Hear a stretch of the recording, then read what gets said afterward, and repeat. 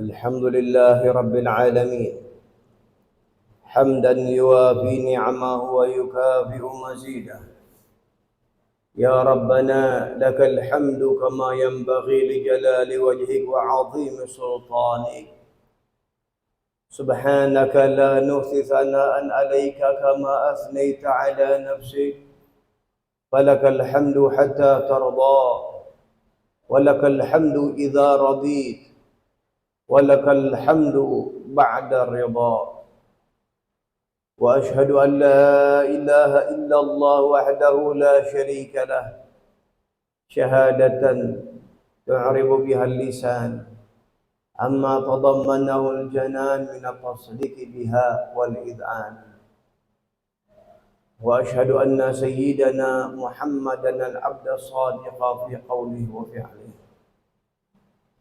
المبلغ عن الله ما أمره بتبليغه من فرضه ونفله، عبد أرسله الله للعالمين بشيرا ونذيرا. اللهم فصل وسلم على سيدنا محمد طيب القلوب ودوائها وعافية الأجسام وشفائها ونور الأبصار وضيائها وقوت الأرواح وغذائها وعلى آله وصحبه أجمعين. أما بعد فيا أيها الناس اتقوا الله حق تقاته ولا تموتن إلا وأنتم مسلمون. وقال الله سبحانه وتعالى فإذا فرغت فانصب وإلى ربك فارغب.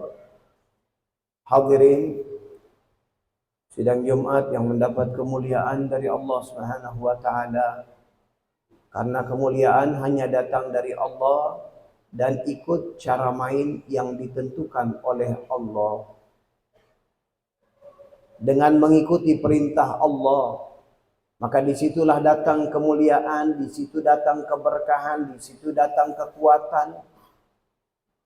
Karena kita semua adalah hamba Allah yang apa kita lakukan maka akan diminta pertanggungjawaban di hadapan Allah.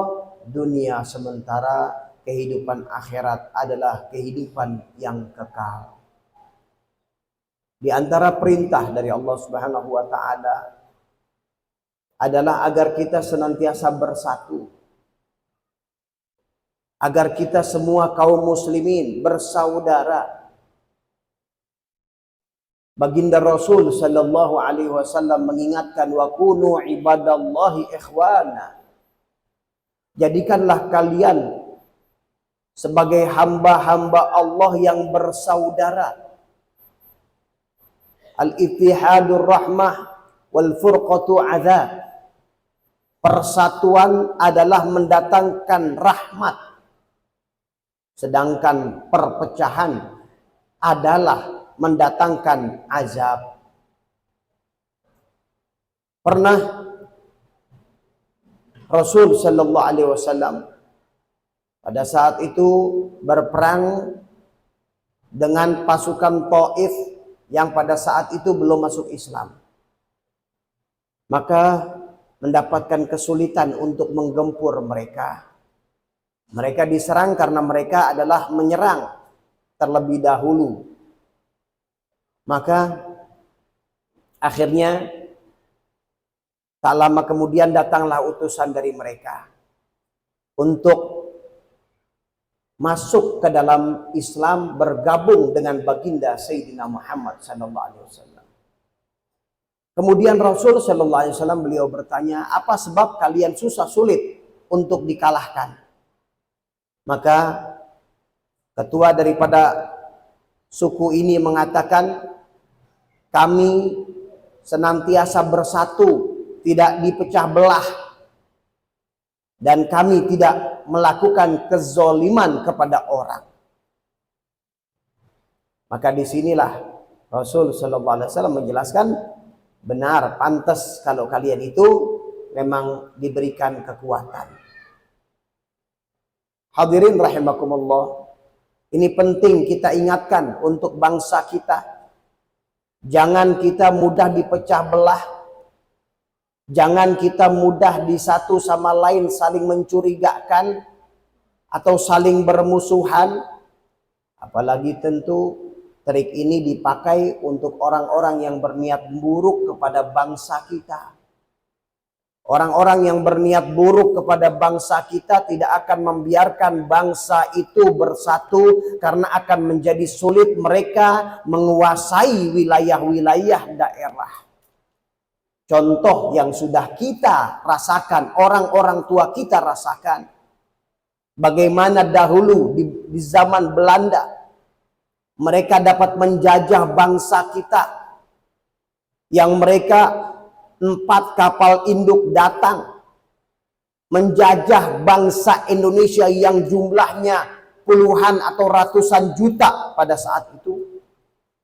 Dengan dalih mereka hanyalah saudagar, pedagang rempah-rempah.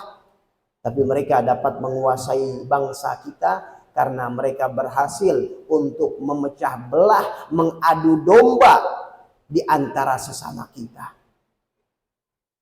Dan ini terjadi bukan di zaman sekarang. Bahkan dahulu di kota Mekah dan Madinah, di kota Mekah yang bernama 2 suku besar pada saat itu, Aus dan Khazraj. Ini suku besar yang ada di dalam kota Madinah.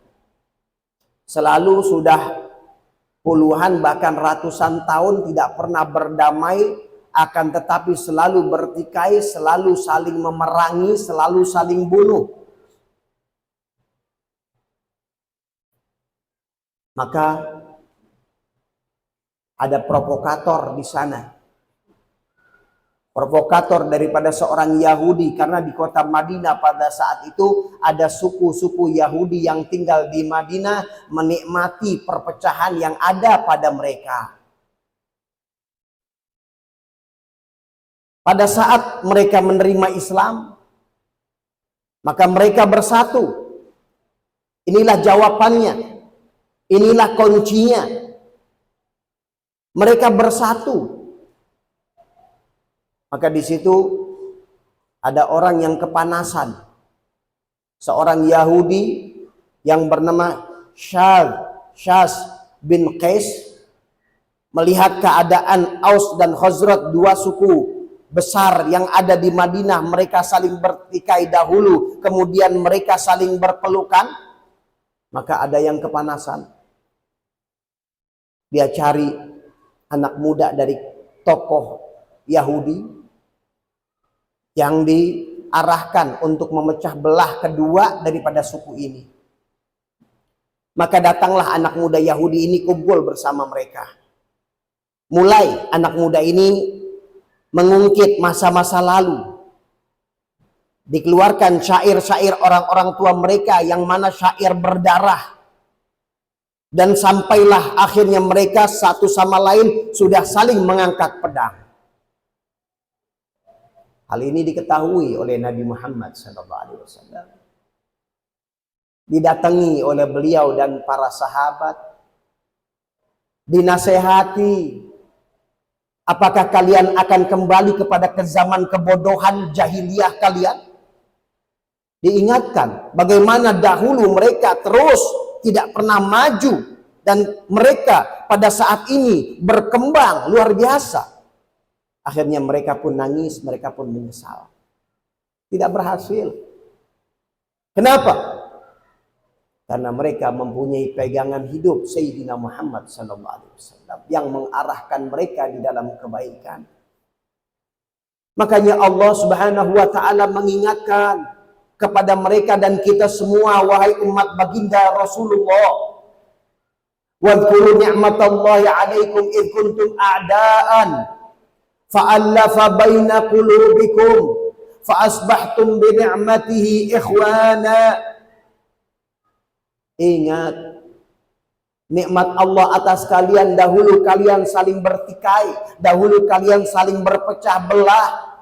Aus dan Khazraj yang kita ceritakan tadi, atau berapa banyak satu pekerjaan, tapi di situ mereka campur beda-beda orang miskin ingin menjilat orang kaya, ingin mendapat popularitas, para pejabat ingin dapat jabatan-jabatan, kerjaannya satu tapi hati pecah belah.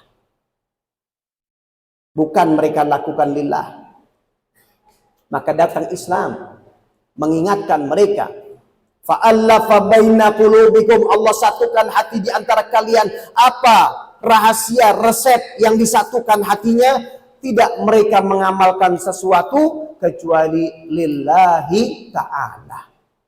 Ini kunci dan resep yang telah diberikan oleh Allah dari agama Islam yang telah terbukti berhasil memimpin dunia 1300 tahun.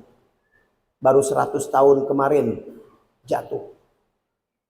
1300 memimpin dunia.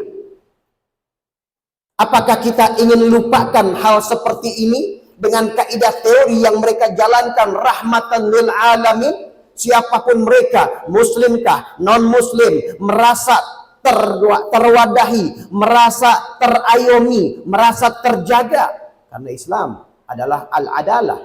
Islam mengajarkan keadilan. Islam mengajarkan sayang. Hadirin rahimakumullah. Kita akan menghadapi memilih kepemimpinan. Saya tidak ingin berbicara atau tidak mau berbicara tentang politiknya, tapi saya ingin mengarahkan dari sisi sudut pandang Islam. Maka ingat, sebelum kita memilih, pertama istikharah. Minta petunjuk kepada penggerak yang hakiki. Minta petunjuk kepada Allah, yang dari Allah akan datang keberkahan. Yang kedua, lakukan itu lillahi ta'ala. Lakukan itu karena Allah, bukan karena fulan memberi sumbangan kepada kami, bukan karena fulan memberi hadiah kepada kami, bukan karena apalagi sogok menyogok. Itu adalah satu hal yang haram. Bagaimana bangsa ini akan maju, akan mendapat keridhaan Allah apabila jalurnya adalah jalur yang diharamkan oleh Allah. Saya tidak berbicara tentang pilih fulan, istikharah. Istikharah, minta petunjuk kepada Allah agar mereka pun terpancing, para pemimpin, calon-calon pemimpin, untuk mereka juga cari kedekatan kepada Allah, bukan hanya cari pujian-pujian dan sanjungan atau iklan-iklan daripada apa yang ada di dalam media. Mari kita yang umat, kita yang gerakan. Mereka bisa bergerak adalah dari rakyat. Apa yang diarahkan kepada rakyat? Apabila rakyat hanya sekedar menerima bonus, menerima bayaran-bayaran, maka itulah yang dilihat oleh kualitasnya. Lakukan ini lillahi ta'ala. Sebagaimana Allah subhanahu wa ta'ala satukan tadi. Allah satukan hati di antara kita semua dengan apa? Dengan melakukan lillahi ta'ala. Maka di sini jalan keluar yang istimewa. Kita akan lihat keindahan-keindahan yang ada pada bangsa kita ini. Kita akan lihat kejayaan yang ada, martabat yang ada, kekuasaan dan kehebatan yang ada, kecintaan yang ada, dan persatuan, dan sesama kita saling sayang menyayangi, dan sesama kita saling menghargai. Dan insya Allah kita akan berjalan dan mendapatkan baldatun thayyibatun wa rabbun ghafur. Mudah-mudahan Allah subhanahu wa ta'ala gerakan kebaikan-kebaikan pada kita, dan kita saling cinta mencintai, kita saling sayang menyayangi, tidak terprovokator oleh keadaan-keadaan politik yang selalu mengarahkan untuk berpecah belah, dan kita selalu dibimbing oleh Allah untuk saling rangkul, untuk saling sayang menyayangi lillahi ta'ala, karena Allah subhanahu wa ta'ala. Ibadallah, والله سبحانه وتعالى يقول بقوله يهتدي المهتدون بسم الله الرحمن الرحيم إنا أعطيناك الكوثر فصل لربك وانحر إن شانئك هو الأبتر بارك الله لي ولكم بالقرآن العظيم ونفعني وإياكم من الآيات وذكر الحكيم وتقبل منا تلاوته إنه هو السميع العليم فاستغفروه إنه هو الغفور الرحيم.